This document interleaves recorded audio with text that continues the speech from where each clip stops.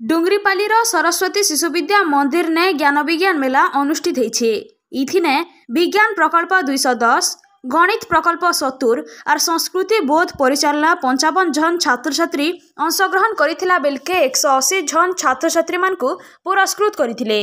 उद्घाटनी उत्सव ने विज्ञान शिक्षक चतुर्भुज साहू, सुशांत मेहर, कृष्ण कुमार शाह, मनोज प्रधान, सुश्री पुरोहित उपस्थित रही करी छात्र छात्री मानकु विज्ञान अवदान संपर्क ने उद्बोधन देथिले। ई विज्ञान मेला ने 1 नु 10 क्लास तक सबु छात्र छात्री मानकर भिन्न भिन्न प्रतियोगिता ने विज्ञान प्रकल्प भाग नेथिले। उद्यापनी उत्सव ने अतिथि हिसाब में माननीय श्रीजुक्त श्रीधर विश्वाल और परिचालना कमिटीर सह संपादक श्रीजुक्त लक्ष्मीधर मेहर उपस्थित रही करी कृति छात्र छात्री मानकु पुरस्कृत बंटन करथिले। विद्यालय प्रधान आचार्य विभूतिभूषण पंडांकर तत्वावधान संगे पौलस्ती होता और तीर्थ महाकुर सहयोग करिथिला बेलके राजकिशोर गुरुजी और सबु गुरुजी गुरुमा और सेवक सेविका माने सहयोग ने कार्यक्रमटा सफल होइतिला।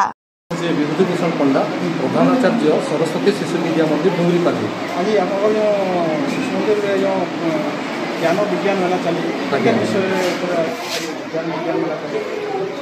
विज्ञान मेलार आवश्यकता होछि शिशु मन में आग्रह जन्मेवा जो अंतर्निहित गुणावली रही अंतर्निहित गुणावलीर विकास, सृजनात्मक शक्तिर विकास, नेतृत्व नेवार विकास, जातीयता भावधारा उद्रेक ये सबू करने द्वारा गोटे शिशुर ये सबू गुण तार वृद्धि पाई थे एवं परवर्ती समय रे से निजको सुदृढ़ करि पारिथे बा नेतृत्व नेवार जो कौशल अवलंबन करी देश मातृकार सेवा करिथे।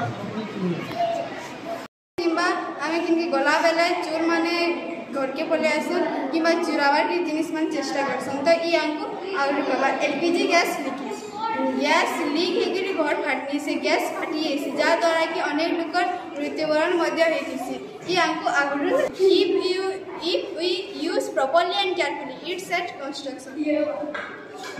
राजार्जन सरस्वती स्कूल सरस्वती शिशु विद्या मंदिर डुंगरीपाली मो प्रकल्पर नाम हूँ कोणार प्रकार भेद सूक्ष्मकोण जो कोणार परिमाण 90 डिग्री कम ताको सूक्ष्मकोण कहुए। समकोण जो कोणार परिमाण 90 डिग्री ताको समकोण कहुए। स्थूलकोण जो कोणार परिमाण 90 डिग्री अधिक 80 डिग्री कम ताको स्थूलकोण कहुए। प्रबुद्धकोण जो कोणार परिमाण 80 डिग्री अधिक 360 डिग्री कम। वृत्तीयकोण जो कोणार परिमाण 360 डिग्री। सरलकोण जो कोणार परिमाण